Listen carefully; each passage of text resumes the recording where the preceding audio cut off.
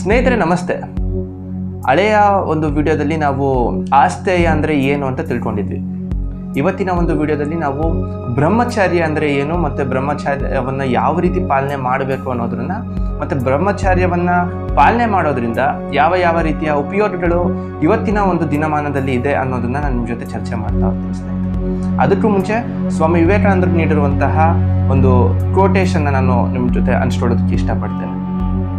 ಸ್ವಾಮೀಜಿ ಹೇಳ್ತಾರೆ, ಹೇ ಭರತ ಖಂಡವೇ ಜಾಗೃತವಾದ್ರು, ನಿನ್ನೊಳಗಿರುವ ಆಧ್ಯಾತ್ಮ ಶಕ್ತಿಯಿಂದ ಇಡೀ ಪ್ರಪಂಚವನ್ನು ಗೆಲ್ಲು ಅಂತ ಹೇಳ್ತಾರೆ.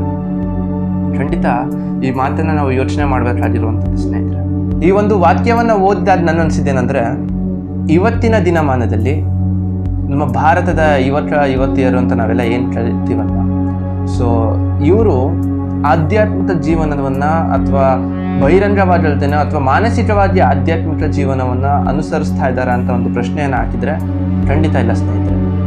ಯಾಕೆ ಅಂತ ಕೇಳಿದರೆ, ನಾವೆಲ್ಲ ಪ್ರಾಪಂಚಿಕ ಸುಖಕ್ಕೆ ಅಥವಾ ಪ್ರಾಪಂಚಿಕವಾಗಿರುವಂತಹ ಒಂದಿಷ್ಟು ಏನು ವ್ಯಾಮೋಹಕ್ಕೆ ಬರೇ ಅದರಲ್ಲಿ ನಮ್ಮ ಟೈಮ್ನ ಸ್ಪೆಂಡ್ ಮಾಡ್ತಾ ಇದ್ದೀವಿ. ಆದ್ದರಿಂದ ಬಹಿರಂಗವಾಗಿ ಮತ್ತು ಆಧ್ಯಾತ್ಮಿಕವಾಗಿ ಮತ್ತು ಆಂತರಿಕವಾಗಿ ಇವಿಷ್ಟನ್ನು ಸಹ ಸರ್ಟೈನ್ ಆಗಿ ಒಂದು ಮೋಲ್ಡ್ ಮಾಡುವಂಥ ಕೆಪಾಸಿಟಿ ಇರುವಂಥದ್ದು ಈ ಬ್ರಹ್ಮಚಾರ್ಯಕ್ಕೆ. ಈ ಬ್ರಹ್ಮಚಾರ್ಯ ಅನ್ನೋದು ಹೆಸರಲ್ಲೇ ಇದೆ. ಬ್ರಹ್ಮ ಅಂದರೆ ದೇವರು, ಭಗವಂತ. ಚರ್ಯ ಅಂದರೆ ಒಂದು ಪಥ. ಭಗವಂತನನ್ನು ಕಾಣ್ಲಿಕ್ಕಿರುವಂತಹ ಒಂದು ಪಥ ಅಂದರೆ ತಪ್ಪಾಡ್ಲಿಕ್ಕಿಲ್ಲ ಸ್ನೇಹಿತರೆ. ಈ ಬ್ರಹ್ಮಚಾರ್ಯವನ್ನು ಪಾಲನೆ ಮಾಡೋದ್ರಿಂದ ಏನು ಉಪಯೋಗ ಅಂತ ಕೇಳೋದಾದ್ರೆ, ಬಹಿರಂಗವಾಗಿ ಮತ್ತು ಆಂತರಿಕವಾಗಿ ಭಗವಂತನ ಚಿಂತನೆ ನಡೆಸೋದಕ್ಕೆ ಇರುವಂತಹ ಒಂದು ಮೂಲ ಪಥ ಇದು. ನಮ್ಮ ಪರಿಶುದ್ಧತೆ ಅನ್ನುವಂಥದ್ದು ಆಂತರಿಕವಾಗಿ ಬರಬೇಕು ಅಂತ ಹೇಳ್ತಾರೆ. ನಮ್ಮ ಆತ್ಮದಿಂದ ಆ ಪರಿಶುದ್ಧತೆ ಅನ್ನುವಂಥದ್ದು ಹರಳಬೇಕು. ಅದಾದ ನಂತರ ಬಹಿರಂಗವಾಗಿ ನಿರಂತರವಾಗಿ ಅದು ಬಂದೇ ಬರುತ್ತೆ. ಬಹಿರಂಗವಾಗಿ ನಾವೆಲ್ಲ ಸ್ನಾನ ಮಾಡ್ತೀವಿ, ಆಂತರಿಕವಾಗಿ ಯಾವುದೇ ರೀತಿಯಾದಂಥ ಸ್ವಚ್ಛತೆ ಮಾಡೋದಿಲ್ಲ. ಸೊ ಈ ಆಂತರಿಕ ಸ್ವಚ್ಛತೆಗೆ ಇರುವಂತಹ ಮೂಲ ಮಾರ್ಗ ಏನಪ್ಪಾ ಅಂತ ಕೇಳಿದ್ರೆ ಅದು ಬ್ರಹ್ಮಚಾರ್ಯ. ಬ್ರಹ್ಮಚಾರ್ಯವನ್ನ ಪಾಲನೆ ಮಾಡೋದ್ರಿಂದ ನಮ್ಮ ಬುದ್ಧಿಯನ್ನ, ಮಾತನ್ನ ಅಥವಾ ನಾವು ಮಾಡುವಂಥ ಕೆಲಸವನ್ನ ಪರಿಶುದ್ಧವಾಗಿ ಇಟ್ಕೊಳ್ಳೋದಕ್ಕೆ ಅದು ಒಂದು ಪ್ರೇರೇಪಣೆಯನ್ನ ನೀಡ್ತಾ ಹೋಗುತ್ತೆ.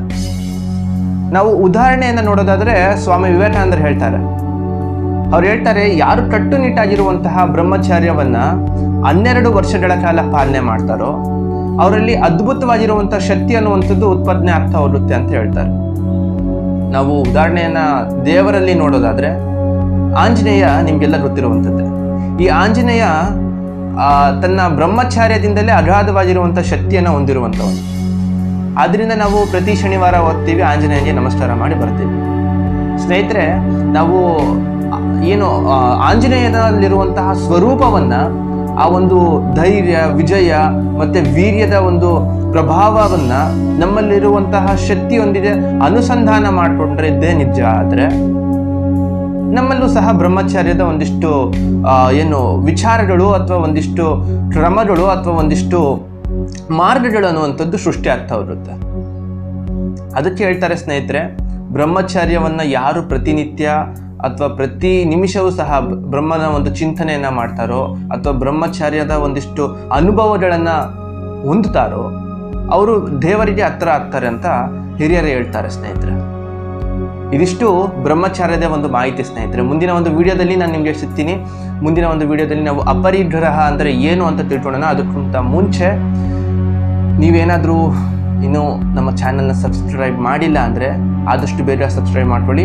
ಮುಂದಿನ ಒಂದು ವಿಡಿಯೋ ನಿಮಗೆ ನೇರವಾಗಿ ತಲುಪೋದಕ್ಕೆ ಸಹಕಾರ ಆಗುತ್ತೆ ಅಂತ ಹೇಳ್ತಾ ಇವತ್ತಿನ ಒಂದು ವಿಡಿಯೋನ ಮುಗಿಸ್ತಾ ಇದ್ದೀನಿ. ಜೈ ಹಿಂದ್, ವಂದೇ ಮಾತರಂ.